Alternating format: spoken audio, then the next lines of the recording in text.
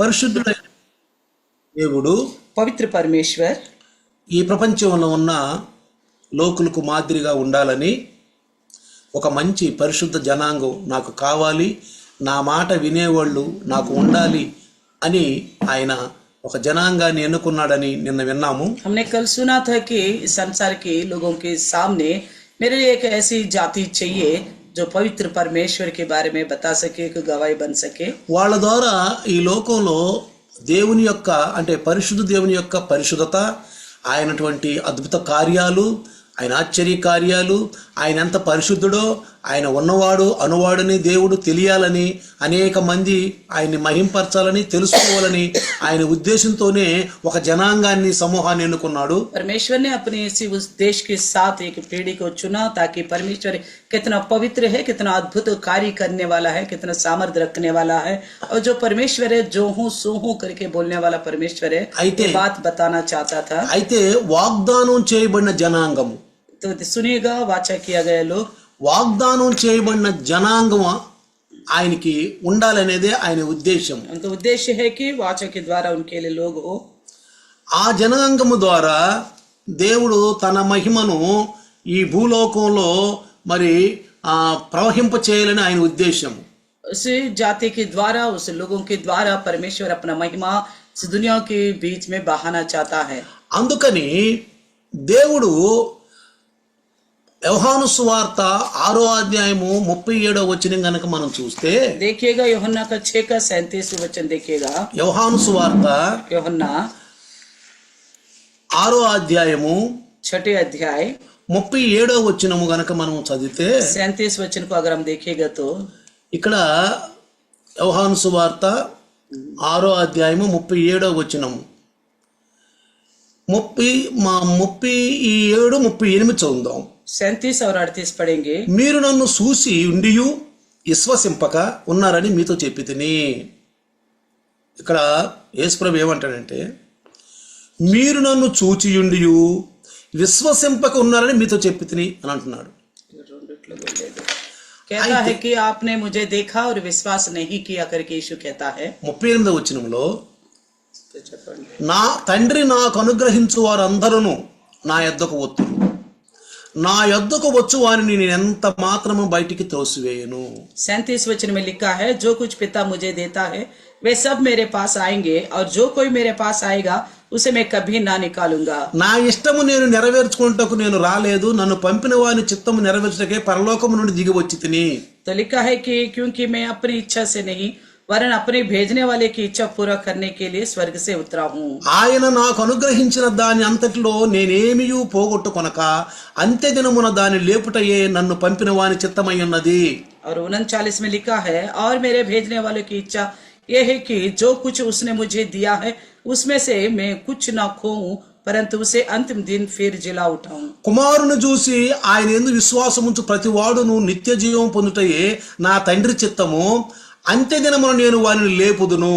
40 में लिखा है, क्योंकि मेरे पिता की इच्छा यह है कि जो कोई पुत्र को देखे और उस पर विश्वास करे वे अनंत जीवन पाए और मैं उसे अंतिम दिन फिर जिला उठाऊंगा. ఇక్కడ చదవబడిన వాక్యాలు మనం జాగ్రత్తగా గమనిస్తే, यहाँ से जो पढ़ा है 36 वचन से ध्यान से अगर देखेगा तो ఇక్కడ ఏమంటాడంటే, क्या कहता है. మీరు నన్ను చూచియు ఉండియు విశ్వసింపకున్నారు. 36 में लिखा है कि परंतु मैंने तुमसे कहा था कि तुमने मुझे देख भी लिया तो भी विश्वास नहीं किया. మీరు నన్ను చూసి కూడా విశ్వసించాల. तुमने मुझे देखा मगर विश्वास नहीं किया. మొదటి శతాబ్దంలో पहली शताब्दी में ఆయన యొక్క అద్భుతాలు ఆశ్చర్య కార్యాలు చూసిన వారు, उनके अद्भुत और आश्चर्य कार्यों को देखने वाला, ఆయన్ని ఎంబడిస్తున్న వారు, उनके पीछे चलने वाला, ఆయన్ని చూసియు उनको देखकर भी విశ్వసింపకున్నారని ఆయన ఒక వేదనతో మాట్లాడిన మాట ఇది. उनको देखकर भी विश्वास नहीं कर रहे बोलकर वो बड़ी परेशानी के साथ इस बात को कहता है. అయినా యేసుప్రభు అంటాడు, फिर यीशु मसीह कहता है, అయినను ఇక్కడ జరిగింది ఏంటి, फिर क्या हुआ, జరగబోయేది ఏంటి, और जो कुछ क्या होने वाला है. తండ్రి నాకు అనుగ్రహించిన వారందరూ నా యొద్దకు వస్తారు. फिर भी जो कुछ पिता मुझे देता है वह सब मेरे पास आएंगे. తండ్రి గనక వాళ్ళని ఆకర్షిస్తే నా దగ్గరికి వస్తారు. और पिता वो मेरी ओर आकर्षित करेगा तो जरूर वो मेरे पास आएंगे. ఎవరైతే యేసు ప్రభును చూసినప్పుడు ఈయన రక్షకుడని, ఈయన ప్రభు అని, ఈయన లేఖన భాగాల్లో రాయబడిన వాడని ఆ మొదటి శతాబ్దంలో కానీ ఎవరన్నైతే ఇష్టపడతారో వాళ్ళందరిని కూడా తండ్రి తీసుకొచ్చి నాకు అప్పచెబుతాడనే భావన ఇక్కడ. तो यीशु मसीह की उद्देश्य ये था कि जो कोई मुझे देखकर ये विश्वास करते हैं कि मैं पिता की ओर से भेजा गया हूँ, वो सब के सब मेरे पास आएंगे. తండ్రి నాకు అనుగ్రహించి వారందరూ నా ఎదురుకు వస్తారు. जितने कुछ मुझे देता है पिता, वो सब मेरे पास నా आएंगे. యొద్దకు వచ్చు వారిని నేను ఎంత మాత్రం బయటికి త్రోయను. मेरे पास आने वालों को मैं कभी इनकार नहीं करूंगा. 22వ అధ్యాయం నిర్గమాకాండం 22వ అధ్యాయం కనుక మనం చూస్తే निर्गमन की 22वें अध्याय को अगर देखेगा तो నిర్గమను 22వ అధ్యాయం 27వ వచనం కనుక మనం చూస్తే निर्गमन का 22 का 27 देखेगा तो ఇక్కడ కింద రాస్తాడు, నేను దయగలవాడను, వాడు నాకు మొరపెట్టిన ఎడల నేను విందును.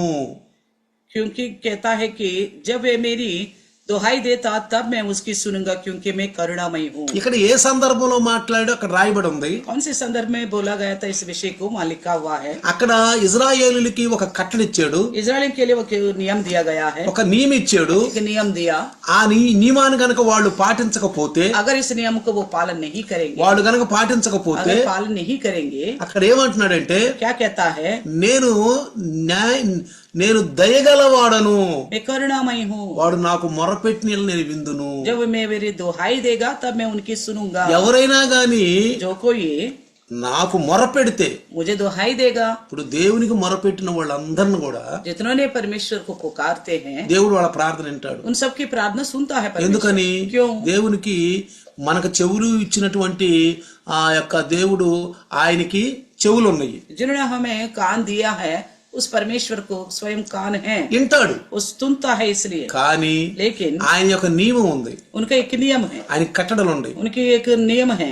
అయితే तो फिर ఆ నియమానుసారంగా, ఆ కట్టడల అనుసారంగా ఎవరు ప్రార్థన చేస్తారో ఆయన చిత్తానుసారంగా ఆ వాళ్ళ ప్రార్థనలే వింటాడు. मगर जो कोई उनके नियम के अनुसार प्रार्थना करेगा, केवल उन्हीं का ही सुनेगा. ఆయన వినడు. ఆయనకి యోగ్యానుసారంగా, ఆయన చిత్తానుసారంగా ప్రార్థనలు కనుక లేకపోతే వినడు. उनके नियम के अनुसार अगर प्रार्थना नहीं हो तो वो नहीं सुनेगा.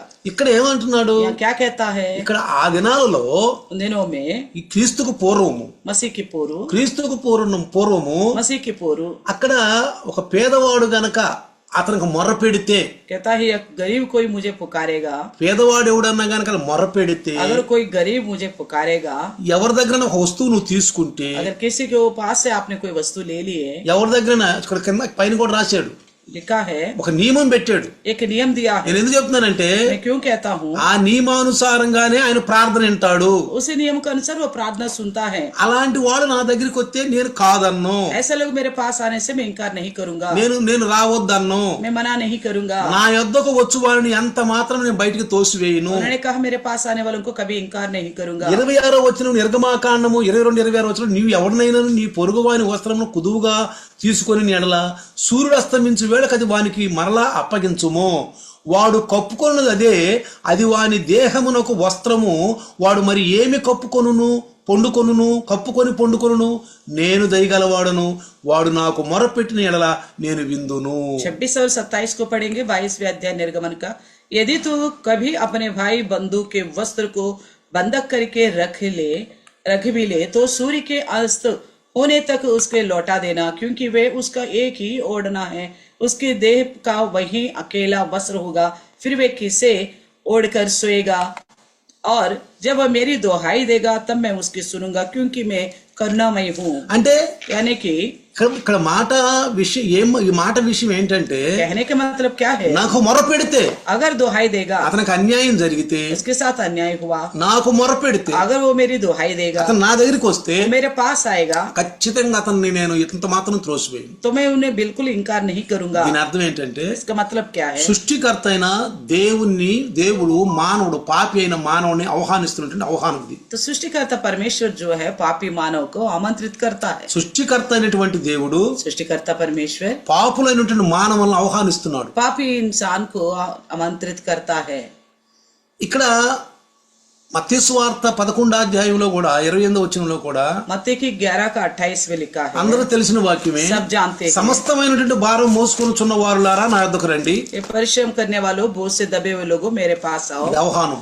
ये आमंत्रित करना है। సృష్టికర్త అనే దేవుని దగ్గరికి ఆహ్వానం, सृष्टिकर्ता पिता परमेश्वर के पास आमंत्रित कर रहे हैं, నా దగ్గరికి రండి, मेरे पास आओ, నేను మీకు శాంతిని ఇస్తాను. मैं तुम्हें शांति देता हूँ। ఎవరికైతే శాంతి సమాధానాలు కావాలో जिनको शांति और समाधान चाहिए, వారు ప్రభు దగ్గరికి వస్తే, యేసయ్య దగ్గరికి వస్తే, अगर वो यीशु के पास आएंगे, లోకం ఇచ్చే శాంతి నేను ఇవ్వను, कहता है संसार की जैसा शांति नहीं देता मैं, నా శాంతి మీకు मैं ఇస్తాను, अपना शांति देता हूँ, నా శాంతి మీకు मैं ఇస్తాను. अपना शांति देता हूँ। లోకం ఇచ్చే శాంతిని మీకు నేను ఇవ్వను. संसार की जैसा शांति नहीं देता मैं आपको। లోక శాంతి ఎంతవరకు ఉంటదండి? संसार की शांति कब तक रहेगा? కొంతవరకే ఉంటుంది, कुछ ही दिनों तक, కొంతవరకే ఉంటుంది. कुछ ही समय तक, కొంతకాలం సంతోషము, कुछ समय खुशी, కొంతకాలం ఏడుపులు. कुछ समय रोना। ఇది శాశ్వతంగా మానవుడికి ఒక సొల్యూషన్ కాదు. ఇది हमेशा के लिए इंसान की खातिर एक परिष्कार नहीं है ये। యేసు దగ్గరికి వస్తేనే, यीशु के पास आने से ही, యేసు దగ్గరికి వస్తేనే यीशु के पास आने से ही నేను వాళ్ళని నిరాకరింపను అంటున్నాడు. मैं उनको इनकार नहीं करूंगा बोलता है। లేవి కాండము लेव्यवस्था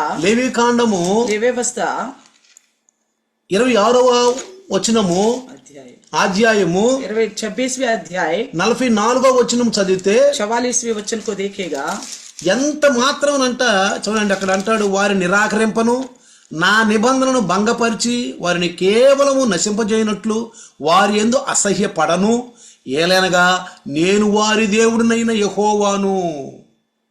लिखा है 44 में, इतने पर भी जब वे अपने शत्रु के देश में होंगे, जब मैं उनको इस प्रकार नहीं छोड़ूंगा और न उनसे ऐसी घृणा करूंगा कि उनका सर्वनाश कर डालूं और अपनी उस वाचा को तोड़ दूं जो मैंने उनसे बांधी है, क्योंकि मैं उसका परमेश्वर यहोवा। అంటే ఇక్కడ ఇజ్రాయేలీలు తిత్తరబిత్తర అయిపోయారు. ఎందుకంటే దేవునికి విరుద్ధంగా వాళ్ళు దేవతలను పూజించారు, విగ్రహాలు పూజించారు.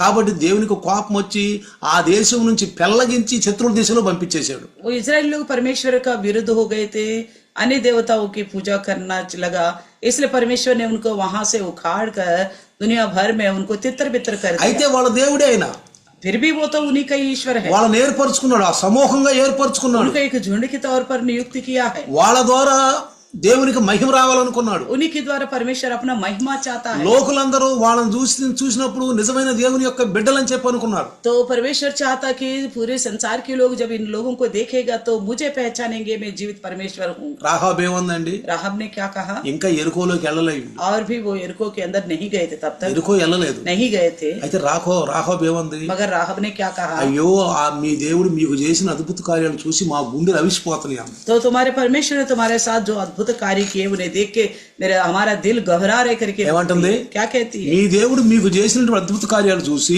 आपके ईश्वर ने आपके प्रति जो अद्भुत कार्य किए हैं, మా గుండెలు అవిసిపోతున్నాయి అన్న. हमारे हिम्मत हार गया करके बोलती है। మరి చూడండి, देखिए ఎవరి ద్వారా చేసిన అద్భుత కార్యాలు? किसके द्वारा किया अद्भुत कार्य? ఇజ్రాయెల్ ద్వారా కదా. इजराइल की जिंदगी ఈ में। రోజు నీ ద్వారా నా ద్వారా చేసే అద్భుత కార్యాలన్నీ కూడా आज आपकी जिंदगी में, मेरी जिंदगी में करने वाले सारे अद्भुत कार्य ఈ లోకాలు ఈ ప్రపంచాలు చూసినప్పుడు, ये संसार के लोग जब देखेंगे, అన్ని జనులు जब చూసినప్పుడు अन्य जाति देखेगा, నిజంగా ఈ దేవుడు గొప్పవాడు. तो कहेंगे कि इनका ईश्वर ही महान है। నెబ్కద్నేజరు, नेबुकदनेस्सर, అహ్ష్వరోషు, शेरश राजा, వీళ్ళందరూ కూడా इन सब ने వీళ్ళ దేవుడే గొప్పవాడు. और कहा कि इन्हीं का ईश्वर ही महान है, ఇజ్రాయేలుల దేవుడు, इजरायलियों का ईश्वर है। ఆ షడ్రకు మేషకు అబేద్నెగో దానియేలు దేవుడే దేవుడు. अब शद्रक मेशक अबेदनगो और दानिయేल का ईश्वर ही ईश्वर है बोला। కాబట్టి इसलिए ఆయన అంటాడు, वो कहता है, మీరు నా ప్రజలు, నేను నీ దేవుడిని. तुम मेरे लोग हो और मैं तुम्हारा परमेश्वर हूँ। అయితే వారు శత్రువుల దేశంలో ఉన్నప్పుడు వారిని నిరాకరింపను, నా నిబంధనను భంగపరిచి వారిని కేవలము నశింపజేయనట్లు వారి యందు అసహ్యపడను, ఏలయనగా నేను వారి దేవుడినైన యెహోవాను. 44 में लिखा 26 की लेवी अवस्था में, इतने पर भी जब भी अपने शत्रु के देश में होंगे तब भी मैं उनको उस प्रकार नहीं छोड़ूंगा और न उनसे ऐसी घृणा करूंगा कि उनका सर्वनाश कर डालूं और अपनी उस वाचा को तोड़ दूं जो मैंने उनसे बांधी थी, क्योंकि मैं उनका परमेश्वर यहोवा। వాళ్ళు శత్రువులైనా శత్రువుల దేశంలో ఉండా, ताकि वो शत्रु देश में भी रहे, వాళ్ళు ఎక్కడున్నా चाहे कहीं पे भी रहे, వాళ్ళు దేవుని బిడ్డలే. फिर भी वो परमेश्वर के लोग हैं। నేను ఎప్పుడు చెప్తా ఉంటాను, मैं हमेशा कहता हूँ, మనం క్రైస్తవులమే, हम तो है ही ईसाई, నేను కాదంటలా. मना नहीं करता। చూసిన వాళ్ళు కూడా క్రైస్తవులే అంటారు. हमें देखने वाले भी बोलते हैं हाँ ये ईसाई लोग हैं। ఆదివారం బైబిల్ తీసుకుని మనం చర్చిలకు వెళ్తే इतवार को हम बाइबल के साथ चर्च में जाते हैं तो మన సంఖలో బైబిల్ ఉంటే, हमारे बगल में बाइबल होगा, మెళ్ళలో సిలువ ఉంటే, गले में क्रूस होगा, జేబులకి బిళ్ళలుంటే, जेब में कुछ पर्ची होगा యేసు అని రాసి ఉంటే బిళ్ళలు, और उसमें लिखा होगा टैग जैसा यीशु करके लिखा होगा। అంగీలు వేసుకుంటే, चोगा पहनने से, అంగీలు వేసుకుంటే चोगा पहनने से, వీళ్ళు క్రైస్తవులే.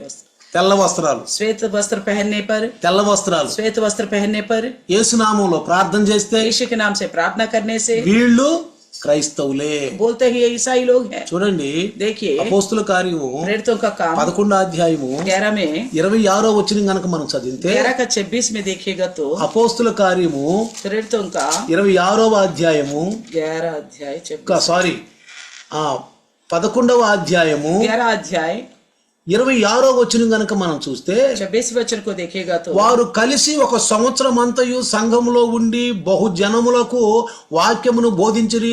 మొట్టమొదట అంతికయ్యలో శిష్యులు క్రైస్తవులు అనబడేది అని రాయబడి ఉంది. तो जब ये उससे मिला तो उसे अंतिकिया लाया, और ऐसा हुआ कि वे 1 वर्ष तक कलिशे के साथ मिलते और बहुत लोगों को उपदेश देते रहे, और चेले सबसे पहले अंत्योक्य में मसीह कहलाए गए। ఎందుకు అన్నారండి వీళ్ళని?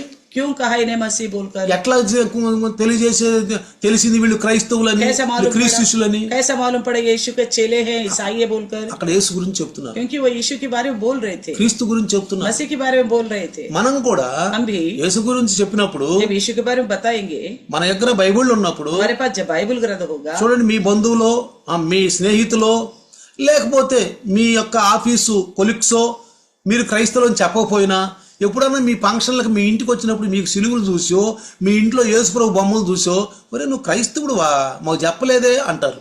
तो देखिए आपकी कोई ऐसे ऑफिस के दो साथ काम करने वाले हो और कोई आसपास के लोग हो, जब आपके घर में आएंगे, आपके घर की हालत जैसे मसीह का क्रूस वगैरह दिखेगा, तो तब बोलेंगे अरे आपने तो बताया नहीं अभी तक, आप ईसाई हो क्या?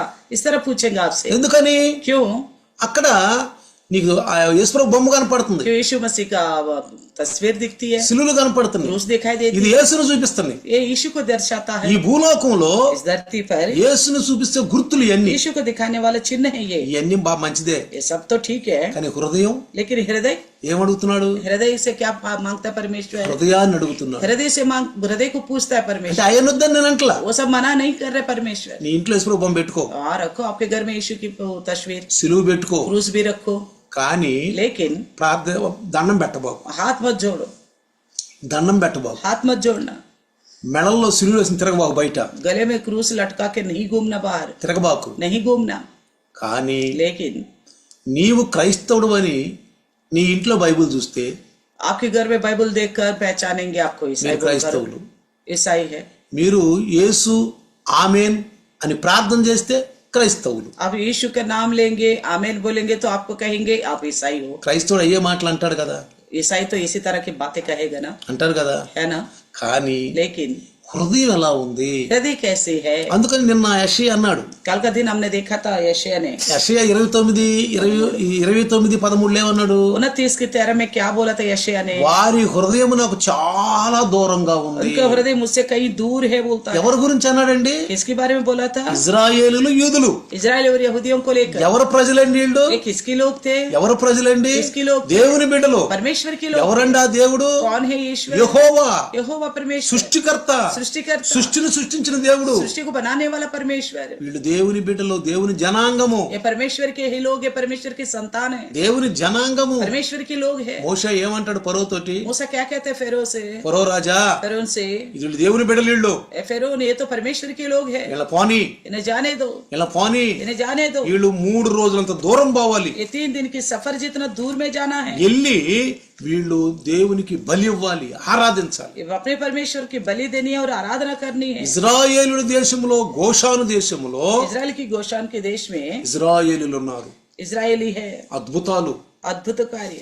ఐగుప్తు అంతా చీకటిగా ఉంటే గోషాను దేశంలో వెలుగుందంటారు. पूरा मिस्र में अंधेरा था मगर गोशान में रोशनी करके దీన్ని బట్టి అర్థం ఏంటి? इसे क्या समझ में आता है? వీళ్ళు దేవుని బిడ్డలు, ये परमेश्वर के लोग हैं, దేవుని బిడ్డలు. परमेश्वर के लोग हैं। అయితే तो फिर ఈ రోజు నేను చెప్పబోతున్నా మీకు ఏంటంటే, मैं क्या बताना चाहता हूँ అంటే आपसे? పరిశుద్ధాత్ముడు దైవదాసుడు ఏం చెప్పబోతున్నాడు? पवित्र आत्मा परमेश्वर अपने दास के द्वारा क्या कुछ बोलना चाहता है? వాగ్దానం పొందిన బిడ్డలమే మనం. हम तो है वाचा किया गया लोग, ఎవరైతే యేసు బ్రదర్కి వస్తారో, जो कोई यीशु के पास आएगा, ఎవరినైతే తండ్రి ఆకర్షిస్తాడో, जिन्हें पिता आकर्षित करेगा, యేసు దగ్గరికి వచ్చిన వాళ్ళందరూ కూడా जितने यीशु मसीह पास आते हैं వాగ్దాన ప్రజలే. वाचा का ही लोग है, వాగ్దాన ప్రజలే. वाचा का ही लोग है। ఏదేను వనములోనే ఆ వాగ్దానం, अदन की वाटिका में वो वादा किया गया, ఏదేను వనములోనే. अदन की वाटिका में ही మనంతా ఆదాము సంతానం, हम सब आदम का संतान है, అందరం ఆదాము సంతానమే. सबके सब ఒక కుటుంబం, एक परिवार, ఆదాము అవ్వ, आदम हव्वा, వాళ్ళిరువురు జతపరచబడి వాళ్ళిరువురిని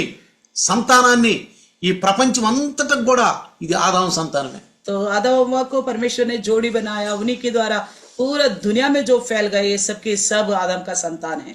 వాళ్ళకి ఒక వాగ్దానం ఇచ్చాడు. उनको दिया है एक वादा, వాళ్ళు చేసిన పాపం ప్రక్షాళనమైపోయి నిర్మూలించాలంటే उनने जो पाप किया उसका प्रायश्चित करने के लिए స్త్రీ సంతానం వస్తుంది. स्त्री संतान की आवश्यकता है। స్త్రీ సంతానం వచ్చి स्त्री का संतान आकर ఏం చేస్తాడంట? क्या करेगा? దానికి సాదృశ్యంగా उनके सादृश्य पर ఎప్పుడైతే ఆదాముల పాపంలో పడిపోయారో, जैसे आदम व पाप में गिर गए थे, వాడు నగ్నంగా ఉన్నారనుకున్నారు, अपने आप को नंगे करके महसूस किया, అదిగో వాళ్ళ కోసం ఒక పశువును వధించాడు. उनके लिए पशु का वध किया। వాళ్ళు గనక పాపం చేయకపోతే अगर वो पाप नहीं किया ఆ होता పశువు వధించబడదు. वो पशु का वध नहीं होता। జాగ్రత్తగానండి. ध्यान से सुनिए, ఎందుకు ఆ పశువు వధించబడిందంటే क्यों उस पशु का वध किया गया? వాళ్ళు పాపం చేసి వాళ్ళు నగ్నంగా ఉన్నారని తెలిసిన తర్వాత पाप करने के बाद वो बिना वस्त्र के करके उन्हें मालूम पड़ा, అందుకొరకు పశువు వధించబడింది. तो उस पाप के लिए पशु का वध అంటే किया गया। పాపం వలనే పశువు వధించబడింది. पाप की वजह से पशु का वध किया అయితే गया। ఈ స్త్రీ సంతానం భూమి మీదకి వచ్చి स्त्री का संतान जो धरती पर ఏం आएगा చేస్తాడు? తల చితకబడుతాడంట. तो क्या करेगा?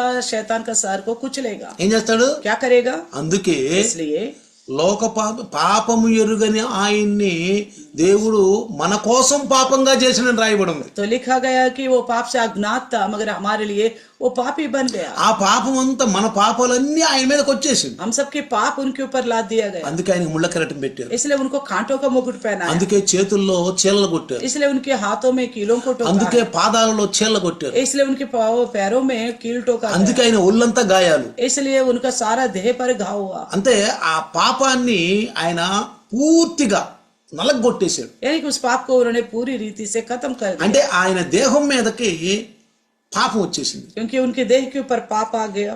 పౌలు గారు पौलुस పాపం ఎరుగని ఆయనని మన కొరకు మన పాపాల కొరకు పాపముగా చేసినని రాయబడి ఉంది. पौलुस ने लिखा है कि जो पाप से अज्ञात था यीशु मसीह हमारे लिए पापी ठहराए गया करके। ఈ లోక పాపాలన్నీ మోసుకొని పోయి దేవుని గొర్రె పిల్ల, इस संसार के सारे पापों को उठा के ले जाने वाला परमेश्वर की मेमना है। బాప్తిస్మ యోహాను కూడా बपतिस्मा देने वाला यूहन्ना యర్దాను నది దగ్గర ఎప్పుడైతే యేసును చూశాడో, यरदान की नदी के पास यीशु को देखा था, పరిశుద్ధాత్మ ఆయన్ని తాకినప్పుడు पवित्र आत्मा जब उन्हें छू लिया, వెంటనే ఆ కళ్ళు ఏం చూసినాయి? उनकी आंखों ने क्या देखा? గొర్రెని చూసింది. मेमने को देखा। చూసారా? देखा యేసు వస్తున్నాడు, यीशु आ रहे थे, ఆయన మనిషి. वो इंसान था। ఈ బాప్తిస్మ యోహాను చూశాడు. ये बपतिस्मा देने वाला यूहन्ना ने देखा, వీళ్ళిద్దరు మధ్యన పరిశుద్ధాత్మ పనిచేశాడు. उनके बीच में पवित्र आत्मा ने काम किया। అక్కడ యేసులా కనపడలా, वहाँ यीशु की जैसा नहीं दिखा, ఒక్క క్షణానికి 2 క్షణాలకి గొర్రెలా కనపడ్డాడు. एक क्षण भर के लिए एक मेमने के जैसा दिखाई। వెంటనే పరిశుద్ధాత్ముడు యోహానులో ఉండి మాట్లాడాడు. तुरंत पवित्र आत्मा प्रभु यूहन्ना में होकर बात ఇదిగో లోక పాపములు మోసుకొని పోతున్న దేవుని గొర్రె పిల్ల. देखो जगत के पाप उठा के ले जाने वाला परमेश्वर की मेमना। లోకం అని ఎందుకు అన్నాడండి? जगत करके क्यों बोला गया? లోకం ఎంతో ప్రేమించాడు, क्योंकि जगत से बहुत प्रेम किया, అందుకే తన కుమారుని పంపించాడు. इसलिए अपने पुत्र को भेज दिया। ఈ లోకంలో ఉన్నవారంతా ఆదాము సంతానం. संसार के सभी आदम का संतान है, కానీ लेकिन ఈ ఆదాము సంతానాన్ని ఒక ప్రత్యేకమైన జనాంగాన్ని అబ్రహాం ద్వారా తయారు చేశాడు. इस आदम की संतान में से एक अलग किया गया जाति को अब्राहम के द्वारा नियुक्त किया। వాళ్ళు ఎప్పుడు దాకా వాళ్ళ వంశములో నుండి ఒక వ్యక్తి రావాలి, ఆ వ్యక్తి ద్వారా ఈ భూలోకంలో ఉన్న వారందరూ ఆశీర్వదించబడాలి. तो उन्हीं के वंश में से एक व्यक्ति को आना होगा, उसी व्यक्ति के द्वारा पृथ्वी पर के सारे कुल आशीष पानी है। ఏదేను వనము 3:15 స్త్రీ సంతానం వచ్చుదని రాశాడు. अदन की 3:15 में लिखा स्त्री का संतान आएगा, ఆ తల చెరకబడుతాడని రాశాడు. सर कुचलेगा करके लिखा। ఎప్పుడైతే వాళ్ళు పాపం చేశారో, పాపం చేసి వెంటనే వాళ్ళు నగ్నంగా ఉన్నారన్నారో వాళ్ళ గురించి ఒక పశువును వధించాడు. वो पाप किया, उनके पाप के बारे में पशु का वध किया। ఆ తర్వాత అబ్రహాముని ఏర్పాటు చేసుకుని అబ్రహాం ద్వారా ఒక వాగ్దానం చేశాడు. उसके बाद अब्राहम को चुना, उनके द्वारा एक वादा किया। ఆ వాగ్దానం ఏంటి? वो वादा क्या था? భూలోకంలో ఉన్న వంశములన్నీ అన్ని నీ సంతానంతో ఆశ్రయించబడతాయి. सारे पृथ्वी के कुल तेरे वंश के द्वारा आशीष पाएंगे. ఆ సంతానం ఎవరంటే वो संतान कौन था? యేసు. यीशु मसीह. అది గలితీయులకు రాసిన పత్రికలో गलतियों की ఆ సంతానం యేసు. वो वंश यीशु అది స్త్రీ సంతానం. स्त्री का वंश करके అక్కడ వాగ్దానం చేశాడు. वहाँ पे वादा किया. కాబట్టి इसलिए ఎందరైతే నా దగ్గరికి వస్తారో जितने मेरे पास आएंगे వాళ్ళని ఎప్పుడు నేను मैं కాదన్ను उनको इनकार नहीं करूंगा. ఇన్కార్ नहीं करूंगा. కాబట్టి ఇక్కడ इसलिए రెండు విషయాలు చూపిస్తాను दो विषय दिखाऊंगा. ఒకటి एक तो రోమా పత్రిక रोमियो की लिखी हुई पत्री, రండి రోమా పత్రిక रोमियो की लिखी हुई पत्री 2వ అధ్యాయము दूसरे अध्याय 28 29 28 और 29 को देखेंगे. ఇక్కడ ఏమంటాడంటే क्या कहता है? చూడండి, బాహ్యమునకు యూదుడైన వాడు యూదుడు కాడు, శరీరమందు బాహ్యమైన సున్నతి కాదు. क्योंकि यहूदी वे नहीं जो प्रकट में यहूदी है हाँ। और ना वे खतना जो प्रकट में और देह में है. చూడండి, देखिए ఇక్కడ ద్వితీయోపదేశ కాండము 10:16 ఏం రాశాడు? व्यवस्था विवरण की 10 की 16 में क्या लिखा था? ఇక్కడ ఏమన్నాడంటే బాహ్య సున్నతి కాదు హృదయ సున్నతి కావాలని రాశాడు. तो यहाँ तो लिखा है ऊपर की खतना नहीं है, हृदय की खतना होना चाहिए. వాళ్ళ హృదయాన్ని సున్నతి చేసుకోవాలని రాశాడు. हृदय की खतना करना चाहिए करके लिखा है. రాశాడు కదా. लिखा है ना. కాబట్టి इसलिए ఈ విషయాన్ని ఎత్తి చూపిస్తూ इस बात को उठाते हुए పౌలు గారు पौलुस ने రోమీలకు రాసిన పత్రిక रोमियो की लिखी हुई पत्री में ఒక పత్రిక రాసి पत्री लिखा, పీబే ద్వారా పంపించినట్టుగా అక్కడ చరిత్ర చెబుతుంది. इतिहास बताता है इस पत्री को फीबे के द्वारा भेजा ఈ गया. పత్రికను కొరింథీలో రాశాడు. ये पत्रिका को लिखा था कुरिन्थियों में. పౌలు గారు पौलुस ఈ ने పత్రికను కొరింథీలో రాసి इस पत्रिका को कुरिन्थी में लिखा था. పీబే అంట రోమాకు వ్యాపారం చేస్తానికి తిరుగుతూ ఉంటదంట. పీబే फीबे जो है रोमा में अपना व्यापार की खातिर आया जाया करती थी. రోమా 16లో రాయబడి ఉంది మాట. रोमियो की 16 अध्याय में लिखा गया. కానీ వ్యాపారం కొరకు పోతుందని రాయలేదు కానీ ये तो नहीं लिखा गया व्यापार के लिए जा रहे बोलकर. ఈ పీబే పేరు రాయబడింది. फीबे का नाम लिखा गया था. అయితే అక్కడ 35 మందిని మెన్షన్ చేశాడు. वहाँ पे 35 लोगों का नाम लिखा गया. 27 మంది రోమాలో ఉండేవాళ్లే. 27 लोग तो केवल रोमा में ही रहने రోమాలో ఉండేవాళ్ళు. रोमा में रहने वाले అయితే थे. ఈ పీబే ये फीबे రోమాకను ఆ ప్రాంతాల్లో తిరుగుతూ ఉంటాడు వ్యాపార నిమిత్తం. तो व्यापार की खातिर रोम के आसपास में वो आती जाती. అయితే పౌలు గారు కొరింథీలో ఈ పత్రిక రాసి पौलुस ने कोरिन्थ में रहते हुए इस पत्र को लिखा. రోమాకు పీబే ద్వారా పంపించినట్టుగా రాయబడి ఉంది చరిత్రలో. रोमा में भेजा है कि फीबे के द्वारा. ఎందుకంటే చరిత్ర పుస్తకం అండి బైబిల్. क्योंकि बाइबल तो इतिहास से जुड़ी हुई किताब है. చరిత్ర పుస్తకం, इतिहास से जुड़ी हुई है. ఆత్మీయ పుస్తకం, आत्मिक तौर पर लिखी गई किताब. అక్షరార్థ పుస్తకం. अक्षर की अर्थ भी अद्भुत है इसमें. అక్షరార్థ పుస్తకం. अक्षर में भी अद्भुत వాక్యం మనం आता है. చెప్పేటప్పుడు वचन हम बताते वक्त ఆత్మీయసారంగాను आत्मा के अनुसार, అక్షరంగాను अक्षर के अनुसार, చరిత్రాంశంగా इतिहास के अनुसार. ఈ బుక్ అలాంటి బుక్ అండి. ये किताब इस तरह की किताब है. ఈ బుక్ చరిత్రతో కూడి ఉంది. इतिहास से जुड़ी हुई है ये ग्रंथ. అక్షర జ్ఞానం ఉంది మనకి. इसमें अक्षर का ज्ञान भी है. అందులో ఆత్మీయ జ్ఞానం ఉంది. उसके द्वारा आत्मिक ज्ञान भी है. అందుకే బాహ్యమునకు యూదుడైన వాడు యూదుడు కాడు. इसलिए कहा यहूदी वे नहीं जो प्रकट में यहूदी है. ఇక్కడ శరీరమందు బాహ్యమైన సున్నతి కాదు. और खतना जो प्रकट में है वो खतना కింద 29 రాస్తున్నాడు. 29 में लिखा है. అయితే అంతరంగమందున్న యూదుడైన వాడే యూదుడు. पर यहूदी वही है जो मन में है. మరియు సున్నతి హృదయ సంబంధమైనదై ఆత్మయందు జరిగినది గాని అక్షరము వలన కలుగునది కాదు. అట్టి వానికి మెప్పు మన తర్వాత చదవండి. तो 29 में लिखा है पर यहूदी वे नहीं जो मन में है ఆ और खतना वे नहीं जो हृदय का और आत्मा में है. ఆ ना कि लिखा देखा ఆ ऐसा कि प्रशंसा मनुष्यों की ओर से नहीं परंतु परमेश्वर की ओर से होती. అలాంటి వానికి మెప్పు మనుషుల వల్ల కలగదు, దేవుని వల్లనే కలుగుతుంది. ऐसा लोगों की प्रशंसा केवल मनुष्यों के द्वारा नहीं परमेश्वर के द्वारा होती है. దీన్ని బట్టి మనం చూస్తే अगर इसके द्वारा हम देखें కొత్త నిబంధనలో नया नियम में బాహ్యమైనటువంటి బాప్తిసం కాదు.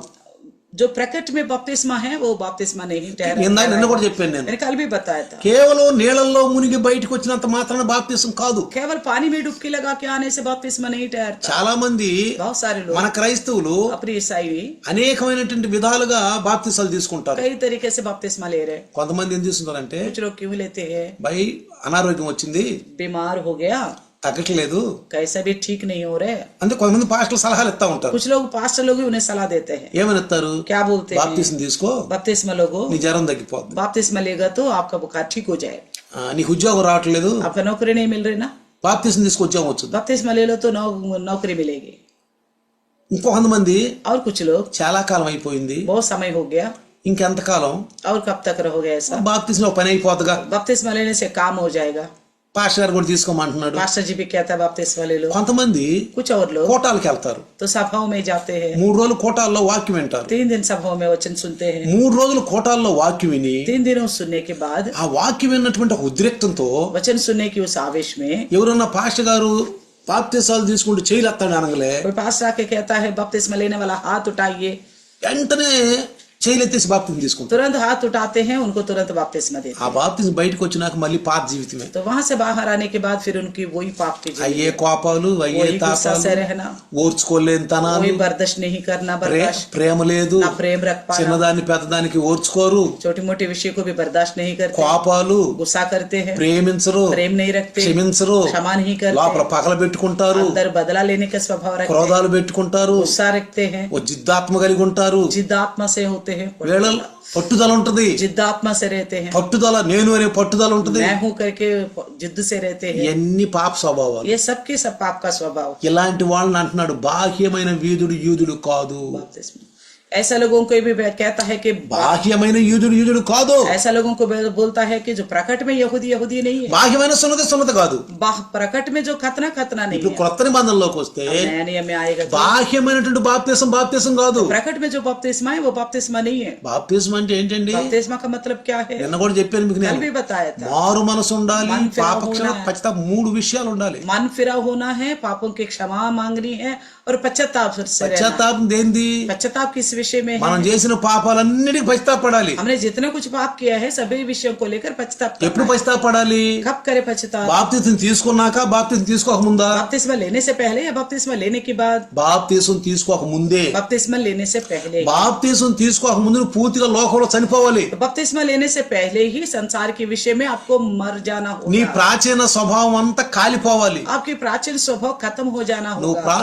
నవీన స్వభావం ధరించుకోవాలి. अब नवीन नया स्वभाव को धारण करना నువ్వు होगा। బాప్తిసం తీసుకున్నప్పుడు जब आप बपतिस्मा लेते हो పరలోకంలో నీ పేరు రాయాలి. అక్కడ स्वर्ग में आपका नाम लिखा जाना, జీవ గ్రంథంలో నువ్వు బాప్తిసం తీసుకున్నట్టు పేరు ఉండాలి. అక్కడ जीवन की पुस्तक में आपका बपतिस्मा का लेने का नाम होना चाहिए। రేపు నువ్వు వెళ్ళిన తర్వాత, నేను వెళ్ళిన తర్వాత कल को जब हम जाएंगे అక్కడ ఒక కితాబు తెరుస్తాడు, ग्रंथ, గ్రంథం తెరుస్తాడు. तो किताबें खुल जाएंगी वहाँ पे। తెరిచినప్పుడు నీ పేరు అక్కడ కనపడాలి. वहाँ पे आपका नाम दिखना होगा, బాప్తిసం నువ్వు తీసుకున్నట్టు కనపడాలి అక్కడ. बपतिस्मा लेने का दिखना होगा वहाँ पे। అందుకే అంటాడు, इसलिए कहता है నమ్మి బాప్తిసం పొందినవాడు రక్షించబడును. भरोसा करके जो बपतिस्मा लेगा वो उद्धार ఇది पाएगा। అది క్రైస్తవులు అయినందుకు ఒక నిబంధన.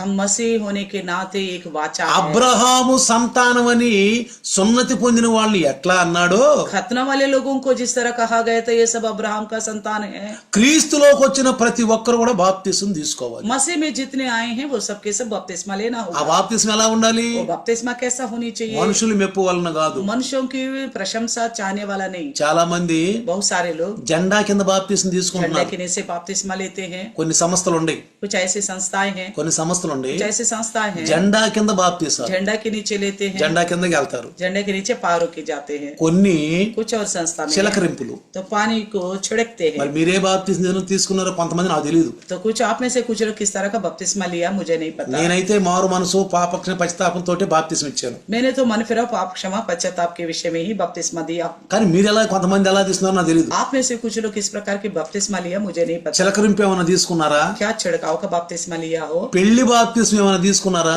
शादी के लिए बपतिस्मा लिया क्या? పెళ్లి బాప్తిసాలు. शादी के खातिर యా చిన్నపిల్లప్పుడు బాప్తిసం తీసుకున్నారా? या बच्चे मन बचपन में जब मासूम बच्चे थे उस वक्त बपतिस्मा लिए थे? ఎన్ని దేవుని చిత్తంలో బాప్తిసాలు కాదు. ये सब की सब परमेश्वर की इच्छा के अनुसार का అసలు बपतिस्मा नहीं है। బాప్తిసం అంటే ఏంటో తెలుసా? आखिर बपतिस्मा का मतलब पता है? బాప్టైజ్డ్. बपटाइज्ड। ఈ యొక్క బైబుల్ ఏ భాషలో రాసినా, इस बाइबल को किसी भी भाषा में क्यों ना लिखिए, ఏ భాషలో రాసినా कोई भी भाषा में क्यों ना लिखिए, బాప్తిజం అనే దానికి ట్రాన్స్లేషన్ లేదు.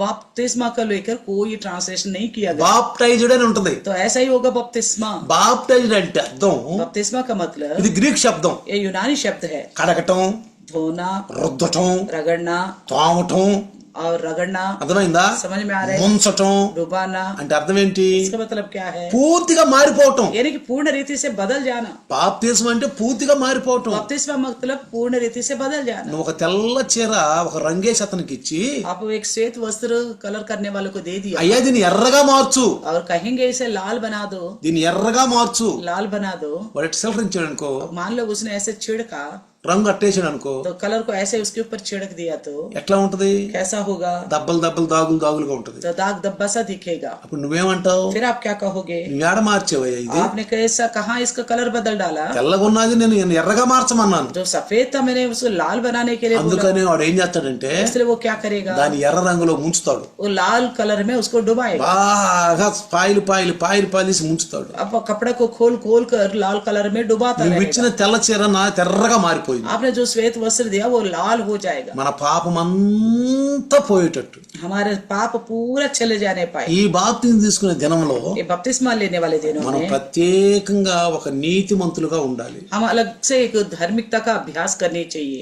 నేను బాప్తిసం తీసుకున్నప్పుడు जब मैंने बपतिस्मा लिया था, నేను నా ఇంట్లో ఉన్నటువంటి సినిమా బొమ్మలు గాని ఆ పాటల పుస్తకాలు గాని అసలు ఏమేమైతే ఉన్నాయో మొత్తం తీసి పడేసి తగలబెట్టేశాను. तो जब मैं बपतिस्मा लेने से पहले जो मेरे घर में वॉल पोस्टर थे पिक्चर का, या पिक्चर का गीत वगैरह था, पिक्चर का सीडी वगैरह थे, सारे कुछ निकाल कर जला के फेंक दिया। పాటలు పాడటం గాని తెలుగు సినిమా పాటలు పాడటం గాని पिक्चर के गीत गाना भी, సినిమా విషయాలు గాని पिक्चर के विषय పూర్తిగా पूर्ण रीति से అన్ని सारा कुछ। తాగుడు और जो दारू पीता, గుటకాలు गुटखा खाता, బూతులు తిట్టడం गाली बकना, అన్ని మానుకోవాలి. सारा कुछ छोड़ना होगा। అన్ని మానుకుని सब चीज छोड़कर పరిశుద్ధంగా पवित्र रीति से పూర్తిగా ఈ లోకం నుంచి పూర్తిగా ఏరైపోయి इस संसार से पूर्ण रीति से अलग होकर పాపం అనే దాన్ని పూర్తిగా తీసేసుకొని पाप को पूरा निकाले, అంటే ఆజ్ఞాతిక్రమం అనేది తీసేసుకొని यानी कि आज्ञा को उल्लंघन करने के బైబిల్కు लक्षण हटाए, పూర్తిగా లోబడి बाइबल की पूर्ण आज्ञाकारी बने, పూర్తిగా లోబడి पूर्ण विधेयता दिखाए, పరిశుద్ధంగా బాప్తిసం తీసుకుని तभी पवित्र रूप से बपतिस्मा ఇక నేను వెనక్కి తిరిగి చూడలేదండి. फिर मैंने पीछे मुड़ के नहीं देखा, ఇక నేను వెనక్కి తిరిగి చూడలేదు. मैंने पीछे मुड़ के ఈ देखा 40 సంవత్సరాలు వెనక్కి తిరిగి లోకం చూడలా.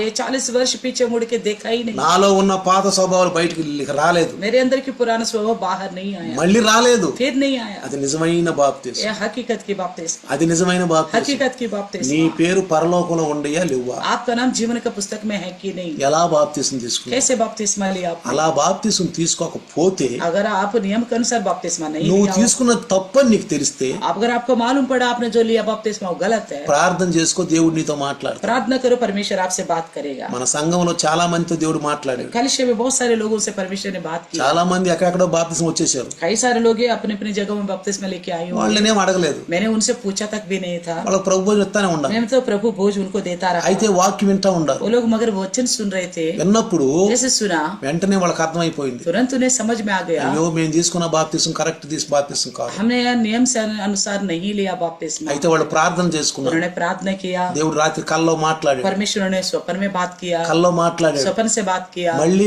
నేను బాప్తిసం ఇచ్చినట్టుగా వాళ్ళు కలల్లో చూశారు. उन्होंने देखा मेरा हाथ से वो लोग बपतिस्मा लेते हुए, వెంటనే వాళ్ళు బాప్తిసం తీసుకున్నారు, మళ్ళీ బాప్తిసం फिर తీసుకున్నారు. से उन्होंने बपतिस्मा लिया। బైబిల్లో ఉందండి రెండోసారి బాప్తిసం. बाइबल में है दोबारा बपतिस्मा लेने का। తప్పు తెలుసుకున్న తర్వాత, गलती मालूम करने के बाद, తప్పు తెలుసుకున్న गलती తర్వాత मालूम होने के बाद లోకం నుంచి వేరే संसार से अलग होकर బాప్తిసం తీసుకున్నారు. बपतिस्मा लेना है। చూడండి देखिए అపోస్తుల కార్యం प्रेरितों का काम 19వ అధ్యాయం. 19वें अध्याय అక్కడ में పౌలు పై తిరుగుతా వచ్చాడు. पौलुस जो है ऊपर प्रांत में होकर आया। అపోస్తుల కార్యము प्रेरितों का पुस्तक 19వ అధ్యాయము 19वां अध्याय, అక్కడ చదవండి. वहाँ पढ़िएगा। అక్కడ పై తిరుగుతూ వచ్చాడు. చూడండి, అపోల్లో కొరీదులో ఉన్నప్పుడు జరిగినదేమనగా, పౌలు పై ప్రదేశములలో సంచరించి ఎఫీసునకు వచ్చిన కొందరు శిష్యులను చూచి మీరు విశ్వసించినప్పుడు పరిశుద్ధాత్మ పొందితిరా అని అడిగాడంట.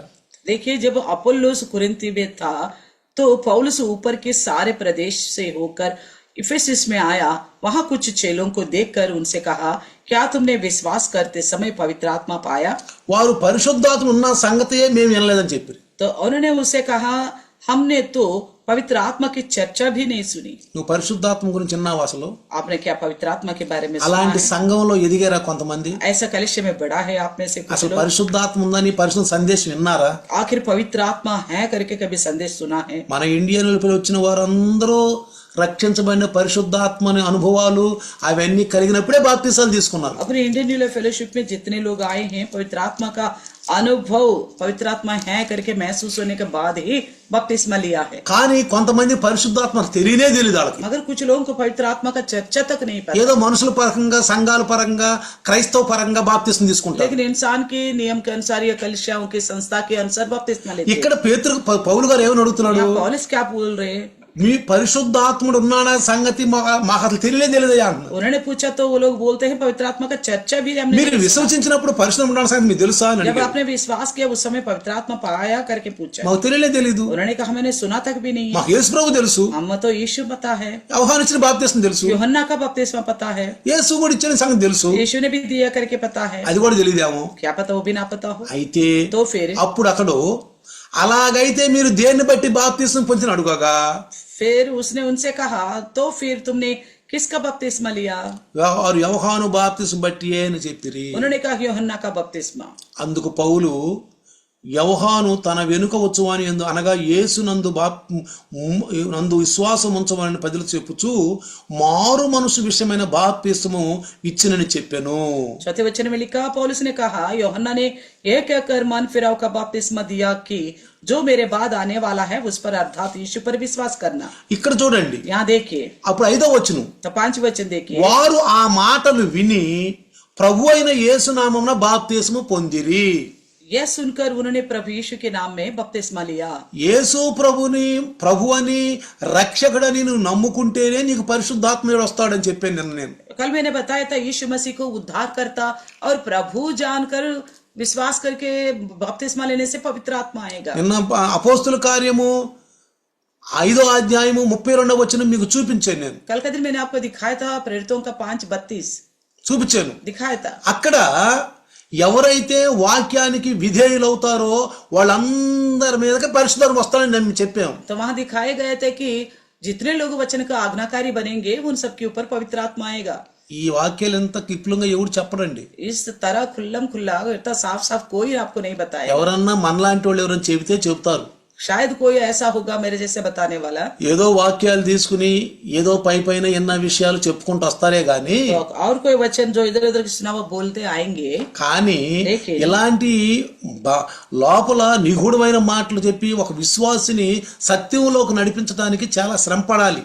तो इस तरह गहराई से बता कर एक विश्वासी को सच्चाई की ओर ले जाने के लिए बहुत मेहनत करना पड़ेगा। కాబట్టి ఇప్పుడు ఏమంటాడంటే, इसलिए क्या कहता है, ఇప్పుడు అక్కడ బాహ్యమైనటువంటి వీధుడు కాదు, जो प्रकट में यहूदी है वो यहूदी नहीं, బాహ్యమైన సున్నతి కాదు, बाहर प्रकट में जो खतना है खतना नहीं है। ఇక్కడ కూడా यहाँ पे भी మీరు జాగ్రత్తగా గమనిస్తే ध्यान से सुने, బాహ్యానికి క్రైస్తవుడైన కూడా క్రైస్తవుడు కాదు, जो प्रकट में मसीह कहलाता है वो मसीह नहीं है।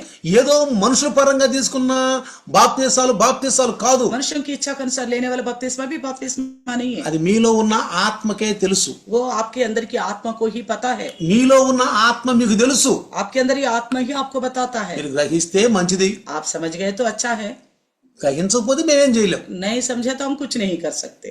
రేపు పరలోకానికి అక్కడికి వెళ్ళినప్పుడు తీర్పులోకి వస్తాం. कल वहां प्रभु के सामने जाएंगे तो न्याय विमर्श में खड़ा होना ఇప్పుడు पड़ेगा। తయారైపోయి అయ్యో కప్పును గ్రహించి ఇప్పుడే అంటే సమయం ఉండగానే చక్కబెరుచుకోవాలి. अभी तैयार हो जाए, यानी कि अपनी गलती को महसूस करे, समय रहते हुए अपने आप को सुधारे और कार्य रूपी हो जाए। తర్వాత उसके बाद రోమాపత్రిక रोमियो की लिखी पत्री 9వ అధ్యాయం अध्याय 9 देखिए, రండి. 9వ అధ్యాయము अध्याय 9 ఇక్కడ ఏం చెప్తాడంటే, क्या कहता है, రక్షణ అంట యూదుల నుంచే వచ్చుద్దంట. उद्धार जो है यहूदियों में से ही आती है। రక్షణ యూదుల నుంచే వచ్చుద్ది. उद्धार यहूदियों में से ही आएगा। ఇక్కడ 4వ వచనం 4 నుంచి చూస్తే, अगर 9 अध्याय का रोमियो का వీరు ఇజ్రాయేలీలు దత్తత, మహిమ, కీర్తి, నిబంధనలు, ధర్మశాస్త్రమును, ఆరాధన, వాగ్దానములు వీరికి చెందినవి. పితరులు వీరికి చెందినవారు, శరీరాన్ని బట్టి క్రీస్తు కూడా వీరిలోనే పుట్టాడు. 4 और 5 वचन में देख रहे 9 अध्याय रोमियो का, वे इजरायली है और लेपालकपन का अधिकार और महिमा और वाचाएं और व्यवस्था और उपासना और प्रतिज्ञाएं उन्हीं की है, पुरखे भी उन्हीं के हैं और मसीह भी शरीर के भाव से उन्हीं में से हुआ। ఈయన అన్నిటిపైన దేవుడై ఉండి నిరంతరము స్తోత్రార్హుడై ఉన్నాడు. ये सबके ऊपर परम परमेश्वर युगानुग धन्य हो. 6వ వచనం జాగ్రత్తగా. वचन 6 ध्यान से देखिए. అయితే దేవుని మాట తప్పిపోయినట్లు కాదు, ఇజ్రాయేలు వంశస్థులందరూ ఇజ్రాయేలు కారు. परंतु वे ये नहीं कि परमेश्वर का वचन टल गया, इसलिए कि जो इजराइल के वंश के हैं वे सब इजरायली नहीं. అక్కడ ఏం చెప్పాడు? वहाँ क्या कहा? 2:28-29లో दूसरे अध्याय का 29. బాహ్యానికి యూదుడైన వాడు యూదుడు కాదు, जो प्रकट में यहूदी है वो यहूदी नहीं है. బాహ్యం అనే సున్నతి కాదు. प्रकट में जो खतना नहीं है. ఇక్కడేమంటున్నాడు? यहाँ क्या कहता है? ఇజ్రాయేలు వంశస్థులందరూ ఇజ్రాయేలు గారు. सारे इजरायली वंश के सब इजरायली नहीं है. కింద చెప్తున్నాడు ఈ మాట. और नीचे कहता है అబ్రహాము సంతానమైనంత మాత్రం చేత అందరూ అతని పిల్లలు కారు. और न अब्राहम के वंश होने के कारण सब उसके संतान नहीं ठहरेंगे, ఇస్సాకు మూలముగా కలిగిన సంతానమే నీ సంతానమని పిలువబడతారు. परंतु इसहाक से तेरा वंश कहलाएगा. ఎక్కడ మాట గుర్తు చేస్తున్నాడు ఇది? कहाँ का बात याद दिलाता है? ఇప్పుడు అక్కడ అనేక మంది జనాంగం ఉన్నారు. वहां से बहुत सारे लोग हैं. హాము, షేము, యాపేతు అనేక మంది ఆ యొక్క వీళ్ళ సంతానం అంతా అక్కడ ఉంది. तो वहां पे हाम शेम यापेत से उत्पन्न हुआ सारा संतान था. అబ్రహాముకు సంతానం లేదు. अब्राहम को तो संतान नहीं थी. అయితే ఏమంటారంటే ఇస్మాయేలు అంటే రెండవ భార్యని ఈ శారా ఇచ్చి చేసింది సంతానం కోసం. संतान की खातिर जो शारा ने हजरा के साथ विवाह किया, ఈయన రెండో పెళ్లి చేసుకున్నాడు. तो अब्राहम ने दूसरा शादी किया, రెండో పెళ్లి చేసుకున్నాడు. दूसरा शादी हुई. అయితే तो फिर వయసు అయిపోయింది, उम्र खत्म हो गया, 100 సంవత్సరాలు అయిపోయింది, 100 साल का हो गया, 90 సంవత్సరాలు శారా అయిపోయింది. 90 का तो शारा की हो गए. దేవుడు ఏమన్నా నీ పిల్లలు పుడతారు అన్నాడు. फिर भी परमेश्वर कहता है आपका संतान होगा. అయ్యా నాకు ఇస్మాయిల్ జాడ్లే, तो कहता मेरे लिए इस्माइल बहुत है, నాకు జాడ్లే అయ్యా, ये मेरे लिए बहुत है, इसे बचाओ. ఇంకెందుకులే అన్నాడు. और क्या करना? అప్పుడు అన్నాడు దేవుడు, तब कहा परमेश्वर ने లేదు లేదు లేదు नहीं नहीं లేదు లేదు नहीं, ఇస్సాకు నా సంతానం, संतान అనబడుతుంది. ఆ సంతానమే సంతానం అనబడుతుంది. इसहाक से ही तेरा वंश कहलाएगा बोला. నీకు ఒక పిల్లవాడు పుడతాడు, आपको एक बालक होगा, అతనికి ఒక కుమారుడు పుడతాడు. उसका एक पुत्र होगा. అంటే ఆ సంతానమే సంతానం. उन्हीं के द्वारा जो संतान है वही संतान कहलाएगा. అంటే ఏమి ఎక్కడి నుంచి వచ్చిన సంతానం? कहाँ से आया इसका मतलब संतान? ఇస్సాక్కి इसहाक का 2 కుమారులు, 2 पुत्र है, యాకోబు, याकूब, एसाव. ఏశావు. एसाव. ఇప్పుడు ఇస్సాకు సంతానమే నీ సంతానం. इसहाक का वंश ही तेरा वंश कहलाएगा. అంటే यानी कि 12 మంది గోత్రాలు. 12 गोत्र. ఈ 12 మంది గోత్రాలే నీ సంతానం. 12 गोत्र का ही तेरा संतान कहलाएगा. అంటే ఇస్సాకు పుట్టిన వాళ్లే, यानी कि इसहाक के द्वारा ये जो पैदा हुआ, ఇస్సాకు మూలముగా కలిగే సంతానమే నీ సంతానం. इसहाक के द्वारा जो वंश होगा वही तेरा वंश कहलाएगा. పిలవబడుతుందని చెప్పాడు. वंश कहलाएगा बोला. 8వ వచనంలో చెప్పాడు. तो 8वें वचन में कहा था. దాని అర్థం ఏంటంటే శరీర సంబంధంగా పుట్టిన పిల్లలు దేవుని పిల్లలు కారు. 8 में लिखा है अर्थात शरीर के संतान परमेश्वर का संतान नहीं, వాగ్దానంగా మూలన పుట్టిన పిల్లలే సంతానం లెక్కలో परंतु प्रतिज्ञा की संतान वंश गिना जाएगा. అందుకని ఇక్కడ ఏమన్నాడంటే इसलिए क्या कहता है? ఇజ్రాయేలు వంశస్థులందరూ ఇజ్రాయేల్ కారు, इजराइल के वंश के सभी इजरायली नहीं, బాహ్యమైన యూదుడు కాదు. वह प्रकट में जो यहूदी है वो यहूदी नहीं. అంటే వీళ్ళు అబ్రహాముకు శరీరంగా పుట్టిన వాళ్ళు. यानी कि अब्राहम को शारीरिक तौर पर पैदा हुए हैं, కానీ लेकिन ఈ వంశంలో నుంచి इसी वंश में से ఒక వ్యక్తి వస్తాడు. एक व्यक्ति आएगा. అది ఏదైనా మనం వాగ్దానం చేసిన వ్యక్తి. अदन की वाटिका के में जो वादा किया था, 8వ వచనంలో వాగ్దాన మూలంగా పుట్టిన పిల్లలు అన్నాడు. అది वही 8 में लिखा है परंतु प्रतिज्ञा के संतान वंश गिने जाते हैं. ఇప్పుడు యేసు క్రీస్తు అంటే అక్కడ చెప్పాడు. ఆ యోహాను సువార్త 1వ అధ్యాయము 13వ వచనంలో చెప్పాడు. యూహన్నా की पहला अध्याय का 13 में कहा था, వీళ్ళు రక్తం వలనైనను శరీరేచ్ఛ వలనైనను మనుషేచ్ఛ వలన పుట్టిన వారు కాదు. तो यूहन्ना का 13 में लिखा है ये मनुष्यों की इच्छा से ना लहू से शरीर के संबंध से नहीं पैदा हुआ. వీళ్ళు వాగ్దాన పరంగా పుట్టిన వాళ్ళు, ये लोग वाचा का अनुसार संतान पैदा వాగ్దానమైన हुआ. వాక్యం ద్వారా పుట్టిన వాళ్ళు. वचन रूपी वादा के द्वारा पैदा ఇప్పుడు हुआ. యూదులైనా चाहे यहूदी हो, ఇజ్రాయేలీలైనా चाहे इसराइली हो, అబ్రహాం సంతానమైనా चाहे अब्राहम की संतान क्यों ना हो, కానీ వాళ్ళు ఇప్పుడు యేసు ప్రభు నమ్ముకుంటేనే వాళ్ళకి పరలోకం. तो अगर वो सब में से कोई भी यीशु को विश्वास करेगा उन्हीं को स्वर्ग राज्य मिलेगा। భూలోకంలో ఉన్న వంశములన్నీ నీ సంతానం ద్వారా ఆశీర్వదించబడుతుంటే ఆ సంతానము క్రీస్తే అని గలతీయులకు రాసిన పత్రికలో 3:16 పరిశుద్ధాత్మ దేవుడు తెలియజేశాడు. तो अब्राहम से जो कहा गया था पृथ्वी के सारे कुल तेरे वंश के द्वारा आशीष पाएंगे, वो बात को हम देखते हैं गलतियों का 3:16 में, वो है यीशु। 3:16 3:16 అబ్రహామునకు అతని సంతానమునకును వాగ్దానములు చేయబడెను, ఆయన అనేకులను గూర్చి అన్నట్టుని సంతానములకును అని చెప్పక ఒకని గూర్చి అన్నట్టే నీ సంతానమునకు అనెను.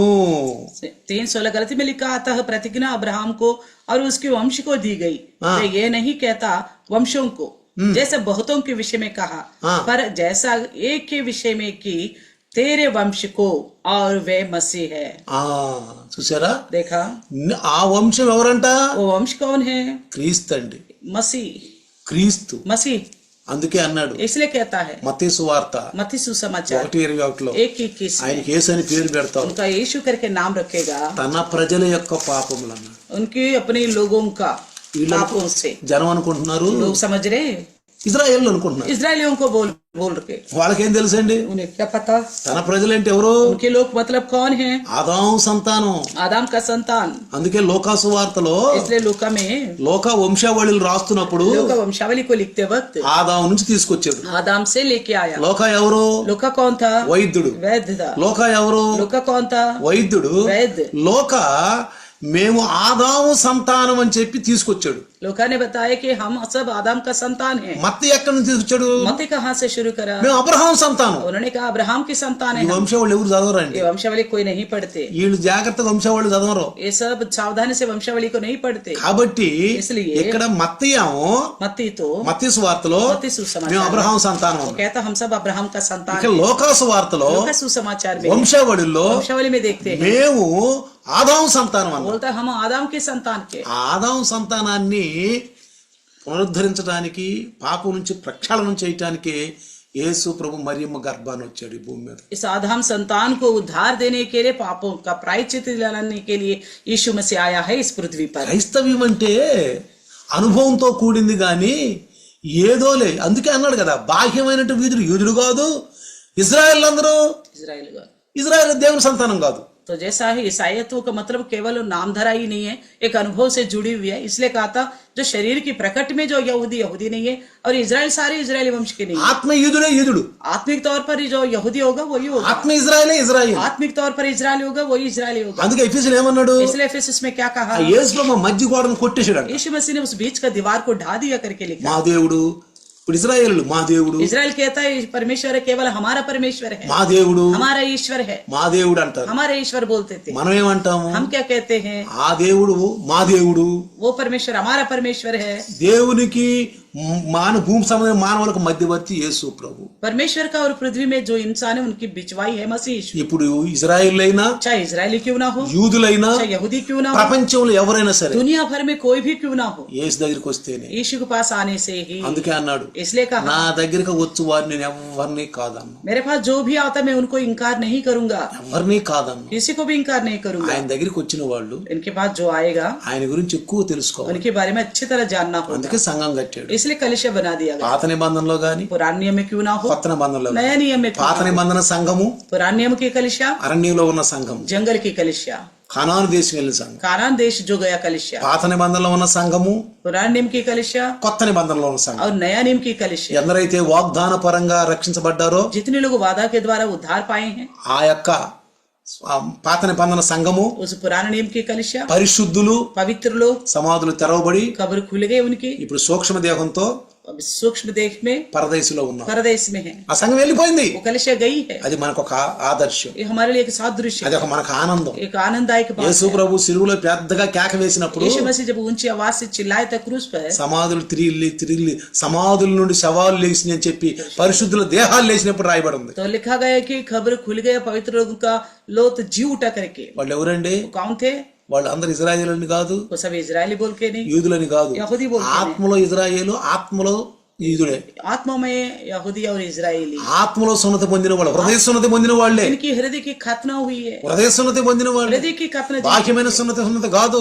प्रकट में खतना नहीं है, వీళ్ళందరూ పరలోకానికి वे వెళ్ళారు. सब स्वर्ग में गए. ఇప్పుడు अभी వాగ్దానంగా వచ్చిన మనము, वादा के नीचे जो आया हम, క్రైస్తవులుగా ఉన్న మనము, ईसाई कहलाने वाला हम, శిష్యులకు ఉన్నటువంటి ఆ యొక్క బుద్ధి మనకు లేకపోతే, अगर चेले के समान बुद्धि हमारे पास नहीं ఆ होगा, పరిశుద్ధత మనకు లేకపోతే, पवित्रता हमारी పరిశుద్ధ ఆత్మతో కడగబడకపోతే, अगर पवित्र आत्मा से नहीं दिले हो, పూర్తిగా మనం మారు మనసు పొందకపోతే पूर्ण रीति से मन फिराव नहीं किया, క్రైస్తవులైన ప్రయోజనం లేదు. ईसाई कहलाने से कोई फायदा नहीं, బాప్తిస్మం ప్రయోజనం లేదు. बपतिस्मा लेने से भी कोई फायदा సంఘానికి नहीं, వచ్చిన ప్రయోజనం లేదు. केवल कलिशे में आने से भी कोई ప్రభు फायदा బలలో नहीं, పాల్గొన ప్రయోజనం केवल లేదు. प्रभु भोज में शामिल हो तो भी फायदा కానీ नहीं, పాల్గొనాల్సిందే. लेकिन शामिल होना ही కానీ ఎలా पड़ेगा. పాల్గొనాలి? लेकिन कैसे शामिल होना है? ఆత్మలో పాల్గొనాలి. आत्मा के द्वारा शामिल होना है. దానికే మనం నీతి అభ్యాసం उसी को हम చేసుకోవాలి. बोलते हैं धार्मिकता का अभ्यास करना అందుకే है, రోజు వాక్యం వినాలి. इसलिए हर दिन वचन सुनना है, దేవుని ఆజ్ఞను పాటించాలి. परमेश्वर की आज्ञा का సంఘాలకు రావాలి. कलिशे में आना సంఘ है, పరిచర్యలోకి రావాలి. परिचर्या में शामिल होना है. ఇవన్నీ మనకు అవసరం. ये सब हमारे लिए जरूरत है, ఇదన్నో అవసరం. ये सब जरूरत है. ఇవన్నీ లేనప్పుడు अगर ये सारे कुछ नहीं है, మనం క్రైస్తవులు అనబడతాం. हम केवल ईसाई कहलाएंगे बस. అందుకే పౌలు గారు అన్నాడు, इसलिए पौलुस ने कहा, కేవలం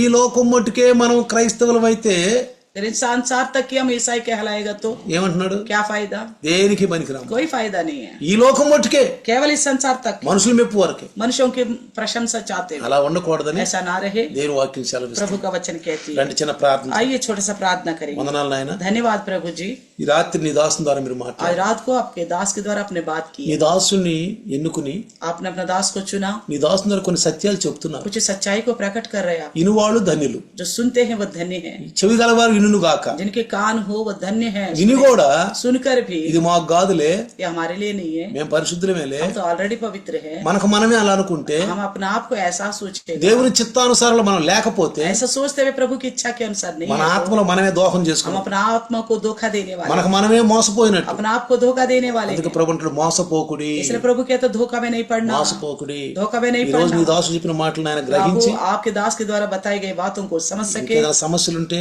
अगर उनकी कोई समस्या है, ఏదైనా వ్యతిరేకతలు ఉంటే, जो विरुद्ध स्वभाव है, విరుద్ధాలుంటే विरुद्ध स्वभाव है, సరి చేసుకోవటం, सुधार सके प्रभु, సరి చేసుకోవటం, सुधार सके నీలో प्रभु, బలపడటానికి, आप में बल प्राप्त कर దేవుని सके, చిత్తానుసారంగా आपकी इच्छा के अनुसार ప్రభువులో ఎదిగి సిద్ధపడటానికి आप में बड़े और तैयार हो जाए. రోజు వింటున్న వాక్యం, हर दिन सुनने वाला वचन, నీ దాసులు పోయి చెప్పే వాక్యం आपके दास के द्वारा बोलने वाला నూటికి 100 పడవ హృదయంలో పంటాడు. 100 गुना हृदय में फलवंत होने का సాతాను मदद ఎత్తుకొని करना. పోవటం సహాయం చేయండి. शैतान ना ले जाने पाए, యేసు నామములో यीशु అడుగుతున్నాను. के नाम से मांगते हैं पिता, आमीन. आमीन. पिता परमेश्वर का प्यार, प्रभु यीशु मसीह की महान कृपा, पवित्र आत्मा का सहभागिता आज और कल युगान युग तक सदा काल इम्मानुएल बन के रहे.